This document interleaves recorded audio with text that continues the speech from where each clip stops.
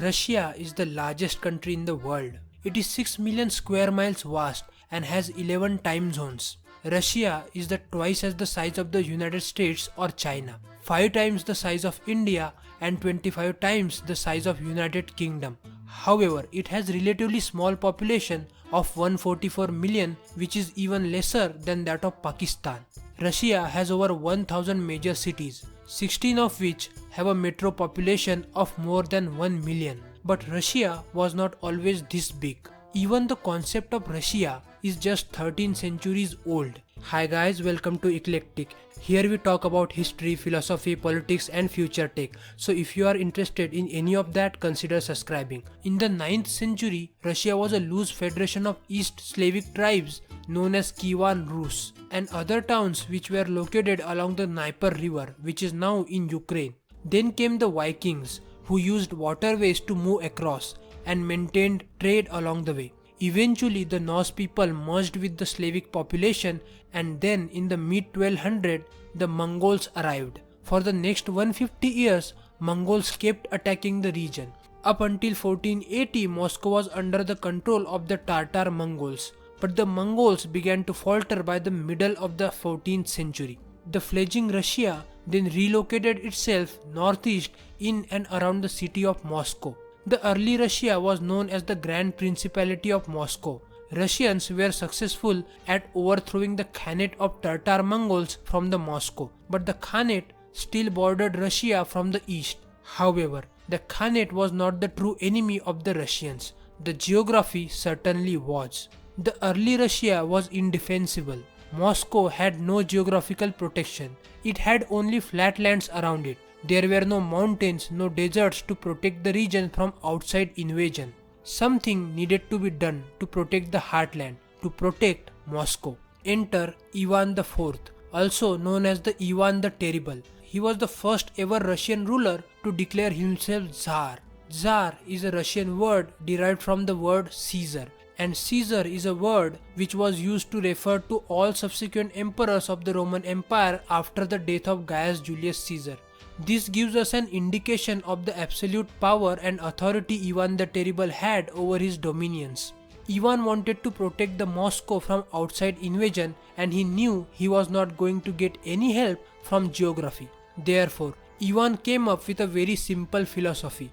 If we cannot defend, then let's just attack and keep conquering new lands. So basically, he used attack as defense. The strategy was to consolidate position at home and keep moving outwards. He effectively consolidated his position in Moscow and started attacking outwards to conquer new territories.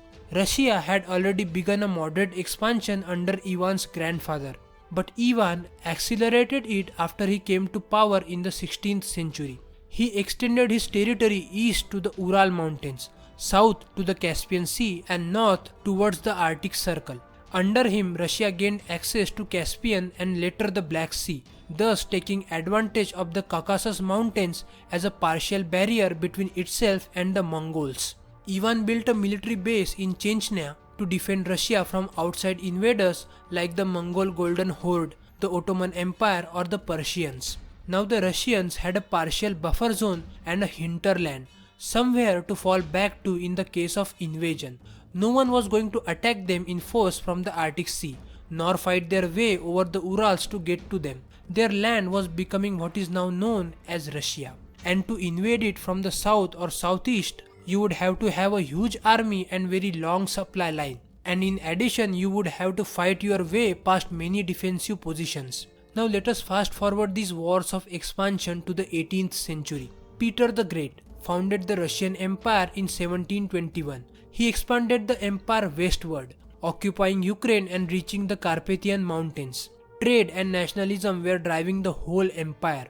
Under Peter the Great, Russia took over most of what we know as Lithuania, Latvia and Estonia. After conquering these lands, Russia became able to defend itself against attacks from the Baltic Sea. Now there was a huge ring around Moscow. Starting at the Arctic, it came down through the Baltic region across Ukraine to the Carpathians, the Black Sea, the Caucasus and the Caspian. Swinging back to the Urals, that stretched up to the Arctic Circle. In the 20th century, Communist Russia created the Soviet Union behind the rhetoric of workers of the world unite. After the Second World War, Soviet Union expanded itself from the Pacific to Berlin, from the Arctic to the borders of Afghanistan. It became the 20th century superpower economically, politically and militarily, and had only one rival in the world, the United States. But its glory soon began to fade away. In the late 20th century, overstretching, spending more money on military conquest and defeat in the mountains of Afghanistan led to the fall of USSR, and Russian Empire had to shrink a little bit. After the fall of USSR, Russia's European borders ended at Estonia, Latvia, Belarus, Ukraine, Georgia and Azerbaijan, and that is the Russia we know today. So that was the story of Russian expansion.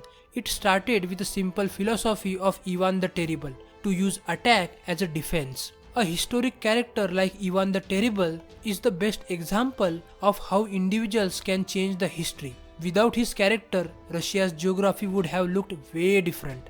And now, as we have come to Russia's geography, to better understand it, watch this video made by the Vendor Production, which explains Russia's geography in a detailed manner. On my channel, I make videos on our past, present and the future, which involves dealing with the history, philosophy, politics and the future tech. Go ahead, check out the playlist and videos that are already available. Subscribe if you find them interesting, and also I assure you that more interesting content will keep coming up. If it is possible for you, economically support my channel on patreon.com.